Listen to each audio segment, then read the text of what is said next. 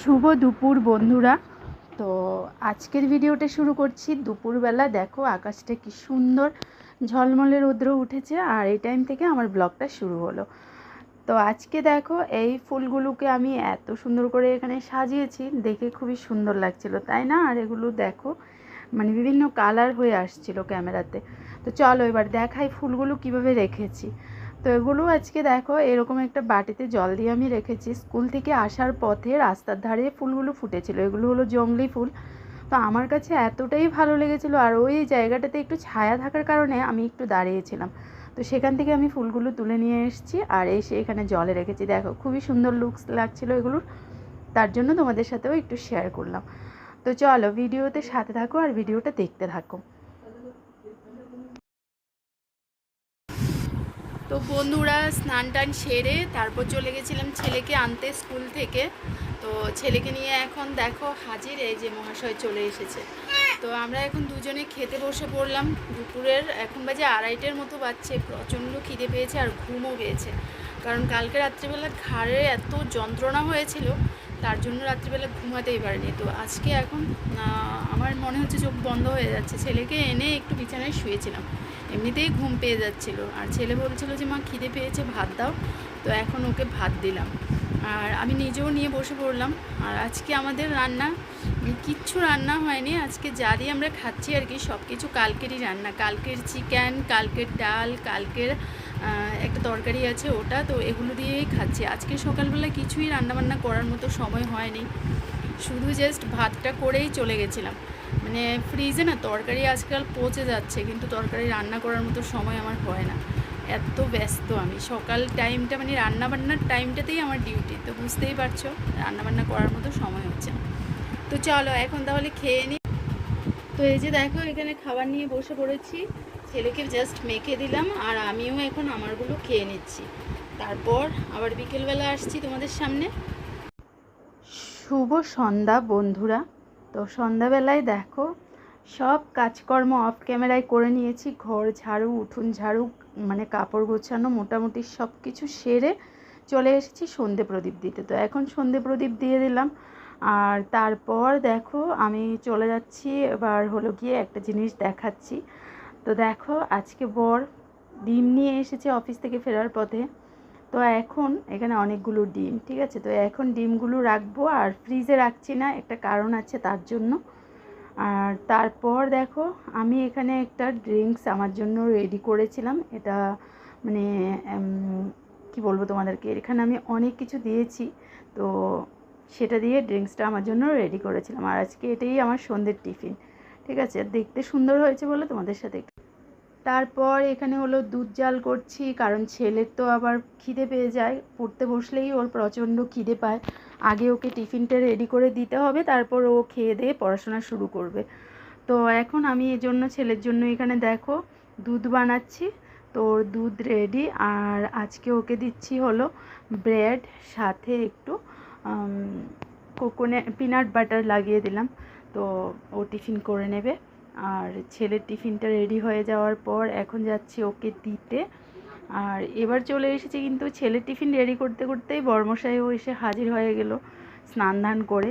তো এখন ওনার জন্য এখানে একটু চা বসিয়ে দিয়েছি, আর আমি যেহেতু একটা ড্রিঙ্কস নিয়েছিলাম দেখেছই, তো তার জন্য আমি আজকে চা খাচ্ছি না বা অন্য এক্সট্রা কোনো টিফিনও করব না। তো আগে ছেলেরটা দিয়ে আসি, তারপর বরের জন্য চাটা ছেঁকে নিয়ে যাব।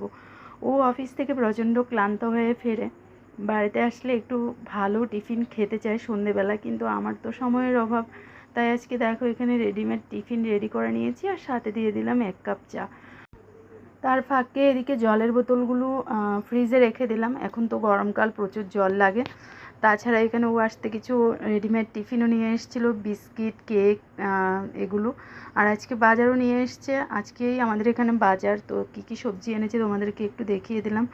বরবটি, পটল, কাঁকরোল, কচু, তাছাড়া হলো ঢেঁকির শাক। তো এগুলো এই সবজিগুলো এখন গোছাবো। আর সাথে কি নিয়ে এসেছে মাছ, ঠিক আছে। তো এখানে ভাতটাও বসিয়ে দিয়েছি, আর রাতে রান্না করতে আমি এখন কিচেনে চলে এসেছি।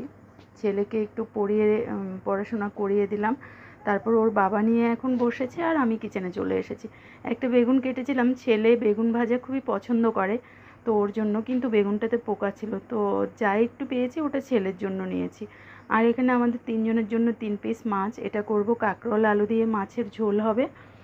আর বাকি মাছটাকে আমি দেখো এভাবে করে আমি কিন্তু মাছ রেখে দিই ফ্রিজে, তো এভাবে মাছটাকে নিয়ে নিলাম আর মাছটা এখন ফ্রিজে ঢুকিয়ে দিচ্ছি, কারণ আবার তো সেই সকালবেলা রান্না হবে, তাই ফ্রিজে রেখে দিলাম।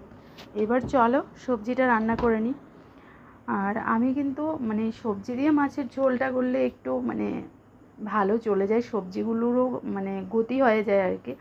তো এই কাঁকরোলগুলো যেগুলো এখন রান্না করছি দেখলে এগুলো গত বাজারে এনেছিল, ঠিক আছে। তো দেখো মানে 1 বাজারে গিয়ে আবার বাজে চলে এসেছে, কিন্তু আমার সবজি এখনও শেষ হলো না, কারণ ওই যে বললাম তোমাদেরকে ভিডিওর শুরুতে সবজি রান্না করার মতো সময়ই হয় না, মানে যে এটা দিয়ে এটা করব। সকালবেলা আমার কোনো মতে দুপদ রান্না করেই আমি কখন স্কুলে চলে যাব সেটাই হলো আমার টেনশন, তাই সকালবেলা এত বেশি মানে ঝামেলাপূর্ণ সবজি বা কিছু করতে চাই না, একদম সিম্পল শর্টকাট রান্নাগুলোই সকালবেলা করতে চাই।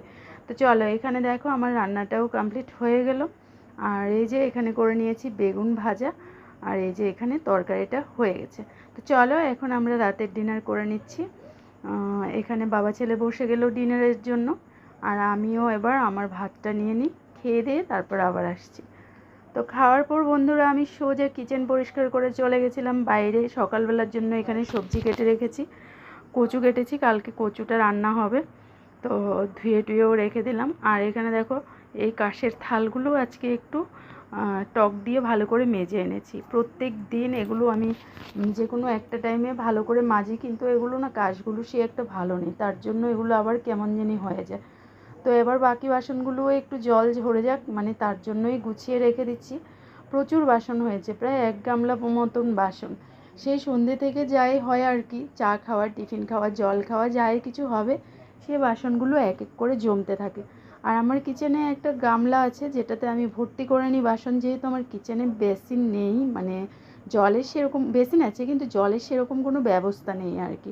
তো তার জন্য আমাকে বাসনপত্র সবজি সব কিছুই মোটামুটি বাইরে গিয়েই কলপারে গিয়েই ধুয়ে আনতে হয়।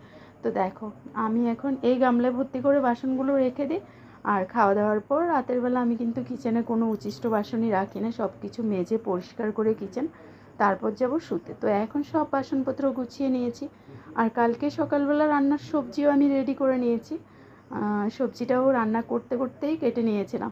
কালকে কিন্তু অনেকটাই হেল্প হয়ে যাবে, এই যে কাটা সবজি থাকলে না আমার ভীষণ হেল্প হয়, নয়তো সকালবেলা সবজি কেটে রান্না করার জন্যই আমি অনেক সময় অনেক কিছু যেমন ডাঁটা আছে না অনেক ঝামেলাপূর্ণ সবজি, সেগুলো আমি কেটে রান্না করতে চাই না। আমার তখন মনে হয় যেটাতে আমার কাজ তাড়াতাড়ি হবে সেটাই করি। তো এইভাবে দেখো আমি কিন্তু র্যাকটাও গুছিয়ে নিয়েছি, আর সবজিটাকে এভাবে ঢেকে এখন রেখে দেবো ফ্রিজে। প্রায় সময়ে আমি এরকম করি, যদি সকালবেলা ডাঁটা বা ধরো এক্সট্রা অন্য কিছু রান্না হয় আমি সবজি রাতের বেলায় কেটে রেখে দিই। তো যাই হোক আমার কিচেন গোছানোর কাজ মোটামুটি হয়ে গেছে। তারপর দেখো এখানে ডিটক্স ওয়াটার রেডি করেছি, তো কাচের বোতলে পুরে নিলাম, সব কিছু দিয়ে সকালবেলা খাবো।